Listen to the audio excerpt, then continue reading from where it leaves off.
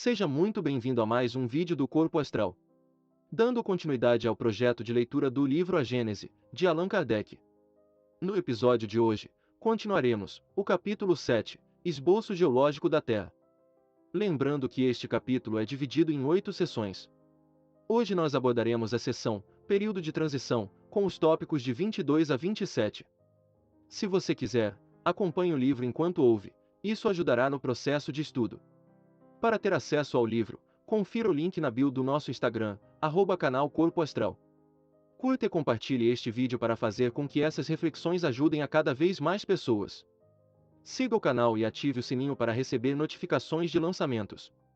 Sem mais delongas, vamos ao conteúdo. Capítulo 7, Esboço Geológico da Terra. Seção, Período de Transição. Tópico 22. No começo do período de transição, ainda pequena era a espessura da sólida crosta granítica, que, portanto, resistência muito fraca oferecia à efervescência das matérias infogadas que ela cobria e comprimia. Produziam-se, pois, intumescências, despedaçamentos numerosos, por onde se escapava a lava interior. O solo apresentava desigualdades pouco consideráveis. As águas, pouco profundas, cobriam quase toda a superfície do globo, com exceção das partes soerguidas, que, formando terrenos baixos, eram frequentemente alagados. O ar gradativamente se purgara das matérias mais pesadas, temporariamente em estado gasoso, as quais, condensando-se por efeito do resfriamento, se haviam precipitado na superfície do solo, sendo depois arrastadas e dissolvidas pelas águas.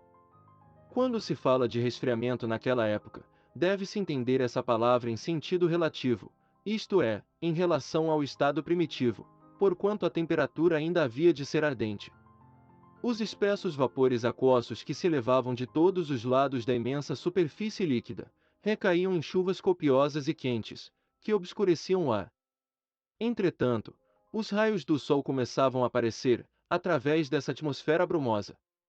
Uma das últimas substâncias de que o ar teve de expurgar-se, por ser gasoso seu estado natural, foi o ácido carbônico, então um dos seus componentes. Tópico 23. Por essa época, entraram a formar-se as camadas de terrenos de sedimento, depositadas pelas águas carregadas de limo e de matérias diversas, apropriadas à vida orgânica. Surgem aí os primeiros seres vivos do reino vegetal e do reino animal. Deles se encontram vestígios, a princípio em número reduzido, porém, depois, cada vez mais frequentes, à medida que se vai passando as camadas mais elevadas dessa formação. É digno de nota que por toda a parte a vida se manifesta, logo que lhe são propícias as condições, nascendo cada espécie desde que se realizam as condições próprias à sua existência. Tópico 24. Os primeiros seres orgânicos que apareceram na Terra foram os vegetais de organização menos complicada, designados em botânica sob os nomes de criptógamos, acotiledonels, monocotiledôneos, isto é, líquens, cogumelos, musgos, fetos e plantas herbáceas. Absolutamente, ainda não se vêem árvores de tronco lenhoso, mas, apenas, as do gênero palmeira, cuja haste esponjosa é análoga à das ervas. Os animais desse período, que apareceram em seguida aos primeiros vegetais, eram exclusivamente marinhos, primeiramente, polipeiros, raiados, zoófitos, animais cuja organização simples e, por assim dizer, rudimentar, se aproxima, no máximo grau, da dos vegetais. Mais tarde, aparecem crustáceos e peixes de espécies que já não existem. Tópico 25. Sob o império do calor e da umidade, e em virtude do excesso de ácido carbônico espalhado no ar, gás impróprio à respiração dos animais terrestres, mas necessário às plantas, os terrenos expostos se cobriram rapidamente de uma vegetação pujante, ao mesmo tempo que as plantas aquáticas se multiplicavam no seio dos pântanos. Plantas que, nos dias atuais, são simples ervas de alguns centímetros, atingiam altura e grossura prodigiosas. Assim é que havia florestas de fetos arborescentes de 8 a 10 metros de altura e de proporcional grossura. Licopódios, marroio, gênero de musgo, do mesmo porte, cavalinhas, de 4 a 5 metros, e cuja altura não passa hoje de 1 metro, e uma infinidade de espécies que não mais existem. Pelos fins do período, Começam a aparecer algumas árvores do gênero conífero ou pinheiros. Nota de rodapé. Planta dos pauís, vulgarmente chamada cavalinha ou cauda de cavalo. Tópico 26. Em consequência do deslocamento das águas, os terrenos que produziam essas massas de vegetais foram submergidos, cobertos de novos sedimentos terrosos, enquanto os que se achavam emersos se adornavam, a seu turno, de vegetação semelhante. Houve assim muitas gerações de vegetais alternativamente aniquiladas e renovadas. O mesmo não se deu com os animais que, sendo todos aquáticos, não estavam sujeitos a essas alternativas. Acumulados durante longa série de séculos, esses destroços formaram camadas de grande espessura. Sob a ação do calor, da umidade, da pressão exercida, pelos posteriores depósitos terrosos e, sem dúvida, de diversos agentes químicos, dos gases, dos ácidos e dos sais produzidos pela combinação dos elementos primitivos, aquelas matérias vegetais sofreram uma fermentação que as converteu em rúlia ou carvão de pedra. As minas de rúlia são, pois, produto direto da decomposição dos acervos de vegetais acumulados durante o período de transição. É por isso que são encontrados em quase todas as regiões. Nota de rodapé. A turfa se formou da mesma maneira, pela decomposição dos amontoados de vegetais, em terrenos pantanosos, mas, com a diferença de que, sendo de formação muito mais recente e sem dúvida noutras condições, ela não teve tempo de se carbonizar. Tópico 27.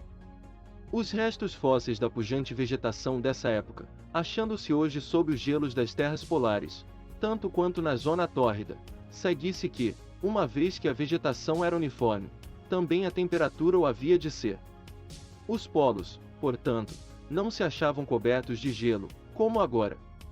É que, então, a Terra tirava de si mesmo o calor, do fogo central que aquecia de igual modo toda a camada sólida, ainda pouco espessa. Esse calor era superior de muito ao que podia provir dos raios solares, enfraquecidos, ao demais, pela densidade da atmosfera.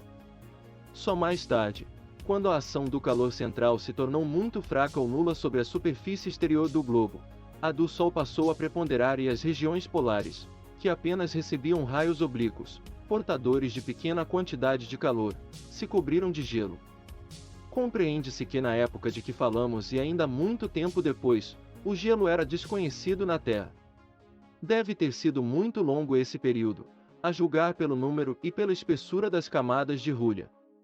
Nota de rodapé.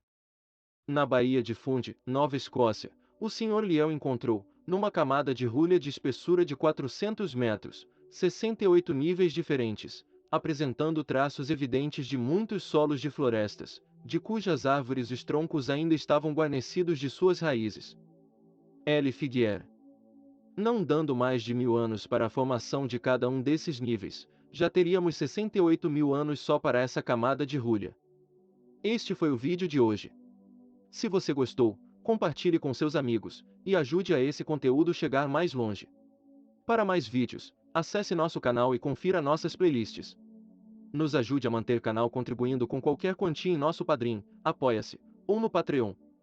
Parte dos valores arrecadados serão doados para instituições de caridade todo final do mês, e o comprovante da doação é divulgado em nosso Instagram. Um agradecimento especial para Lisa Sophie Gruber. Muita força e paz para você. Até a próxima!